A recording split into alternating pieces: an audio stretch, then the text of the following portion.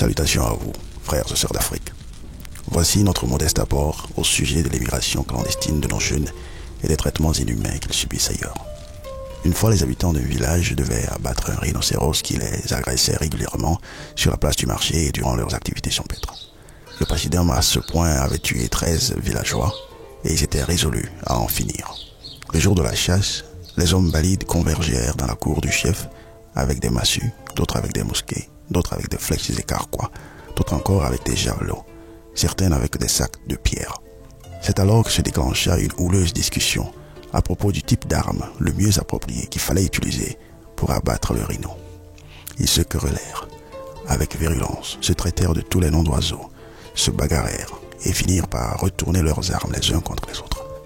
La bagarre ne prit fin que lorsqu'une femme survoltée accourut pour annoncer au chef que sa propre fille, Omarigo, venait d'être coupée en deux par le rhinocéros.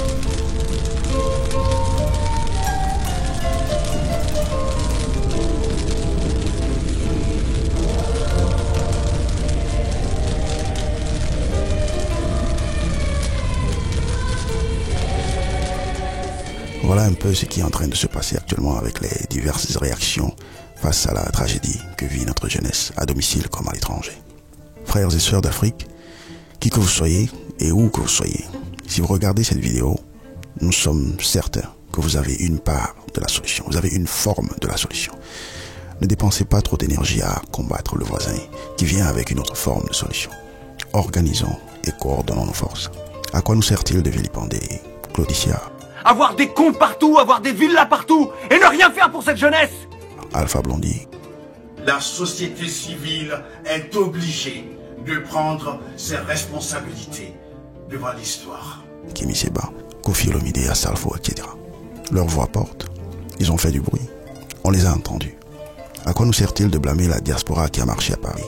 Ça ne libérera pas les captifs, certes, mais ça a le mérite d'étaler la barbarie de nos bourreaux sur la conscience du monde, sur la conscience même de nos propres dirigeants africains. Même si la honte les a quittés, nous allons faire revenir cette honte sur leur conscience en faisant du bruit. À quoi nous sert-il de ridiculiser nos frères qui ont choisi de changer leur photo de profil sur Facebook? Vous n'êtes pas tous obligés de le faire, mais ça fait partie de la propagande. Et c'est pas seulement sur Internet. Cette propagande doit se faire dans nos villes et campagnes. Oui, c'est vrai, ça ne se passe pas qu'en Libye. Oui, c'est vrai, ça se passe en Mauritanie depuis longtemps, au Maroc et tout ça, au Liban. Mais choisissez qui vous voulez et attaquez. Ce sera votre modeste contribution. Mais ça ira loin. Pourquoi attaquer ceux qui en font peu et laisser tranquilles ceux qui ne font rien et qui ont pourtant les plus grands moyens de faire une différence? Nos journalistes ont parlé, nos musiciens ont chanté, nos activistes, ils ont agité. Mais où sont nos leaders? Où sont nos diplomates? Où sont nos hommes d'affaires? La pression économique, ça existe. Où sont nos forces armées? Où sont nos forces armées? Vos enfants sont en train d'être torturés par les voisins. Vous faites quoi?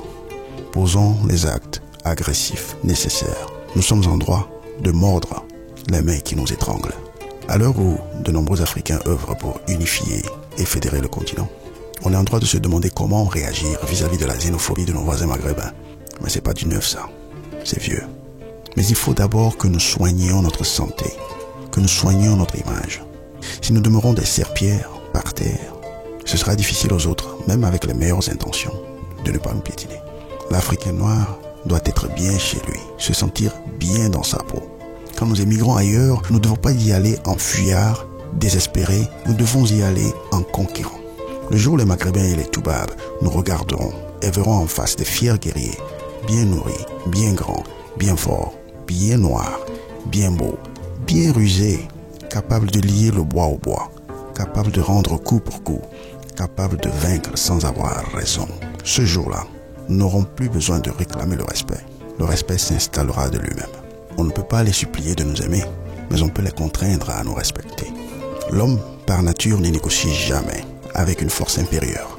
Retenons cela. L'homme, par nature, ne négocie jamais avec une force inférieure. C'est uniquement quand les forces s'égalisent, quand les forces se neutralisent, quand la belligérance devient suicidaire pour chacun, là seulement on commence à penser négociation, coopération, union.